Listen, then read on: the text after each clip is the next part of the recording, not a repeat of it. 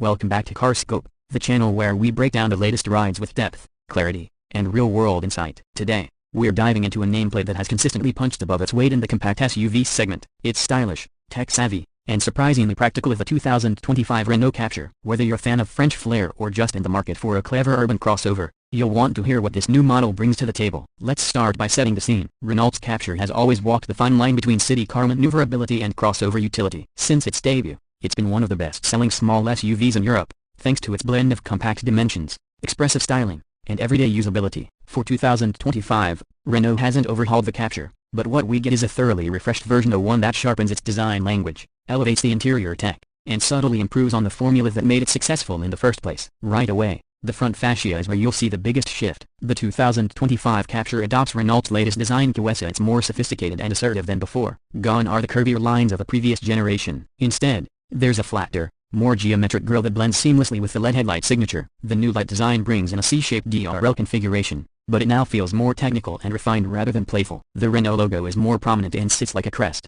anchoring the grille. Below, a trapezoidal air intake gives the front bumper a sharper edge, and depending on the trim, you can spot metallic accents that run along the lower lip. It's a bold front end for what's technically still a compact SUV. Move to the side, and the Captur maintains its familiar profile, but look closely and the changes become evident. The lines are tighter, the surfacing more angular. The character line running from the front fender to the rear taillights is more defined, giving the side profile a touch more tension. It's clean, confident, and a bit more mature. Wheel options now range up to 19 inches on the top trims, which help the car sit more purposefully on the road. Black cladding still surrounds the wheel arches and lower doors, adding to that crossover identity, and you'll still find the signature floating roof effect with contrasting colors that let you personalize the Captur to your liking. Some new paint options include Arctic White, Flame Red, and a rather classy iron blue. Each plays nicely with the black roof and mirror cap options. At the rear, the evolution continues. The taillights have been updated with a fresher, more crystalline LED signature that stretches horizontally into the tailgate, giving the Captur a wider stance visually. The rear bumper has also been tweaked with faux diffuser elements and vertical reflectors, adding both symmetry and a touch of sportiness. The Renault script now spans the rear hatch just below the logo, a modern touch that's becoming standard on the brand's latest models. Even the rear wiper has been cleverly tucked under the roof boiler for a cleaner appearance. It's all about small refinements that make a big difference. Open the doors and step inside, and the 2025 Captur greets you with a cabin that's been brought well into the modern era. While the basic layout remains recognizable, nearly every touchpoint has been improved in material quality, user interface, or both. You'll first notice the new digital dashboard, a standard 7-inch screen in the base models, upgraded to a 10.25-inch customizable display in higher trims. It's crisp, responsive, and packed with useful data without overwhelming you. To the center, Renault's OpenR Link infotainment system now dominates. It runs on Google's Android Automotive OS and is displayed on a vertical 10.4-inch touchscreen. It's integrated beautifully into the dash and feels more like a tablet than a car interface. You get native Google Maps, Google Assistant, and access to the Play Store for select apps. It's quick, intuitive, and finally on par with the systems we see in more premium vehicles. Apple CarPlay and Android Auto are both wireless. Naturally, the materials have stepped up, too. Soft touch plastics line the dashboard and door panels, and Renault has done a great job of mixing textures to keep things interesting. The gear selector in E-Tech hybrid models is now a shift-by-wire toggle, freeing up space in the center console for additional storage and a wireless charging pad. Ambient lighting with 48 color choices adds a layer of personalization,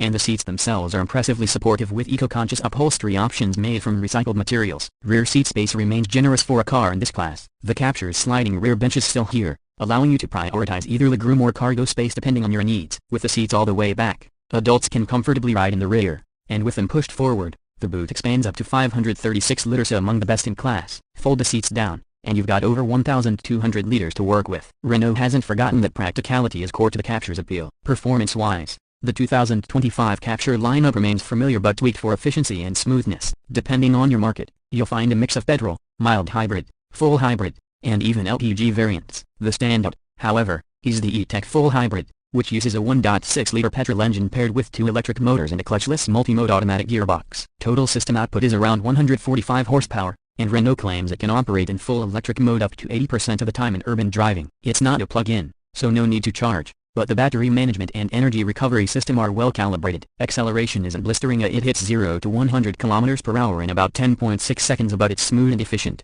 which is what really matters in this segment. For those wanting a bit more involvement, the mild hybrid 1.3-liter turbo with 140 or 160 horsepower and a dual-clutch transmission remains in the mix. It offers a slightly more responsive drive, but doesn't match the hybrid for fuel economy, especially in the city. Handling is neat and predictable. The Captur doesn't aim to be sporty, but it's composed through corners, and ride comfort is excellent, especially on the smaller wheel options. Noise insulation has been improved, too, especially in a hybrid variant which often cruises silently at low speeds. It's not an enthusiast's car, but it's honest, easy to drive, and refined where it counts. Safety tech gets a healthy boost as well. Renault's latest ADAS suite includes adaptive cruise control with stop and go, lane centering, traffic sign recognition, blind spot monitoring, and a surround view camera system. There's even a semi-autonomous driving mode for highway cruising on select trims. It's impressive to see these features trickle down into this segment, and Renault's execution here feels natural and non-intrusive. Now, let's talk pricing. The 2025 Captur starts at around negation 24,000 in Europe for the base petrol model. Step up to the Techno or Esprit Alpine trims and you're looking closer to negation 29,000 to negation 32,000, depending on the configuration. The E-Tech hybrid variants typically start just north of negation 30,000.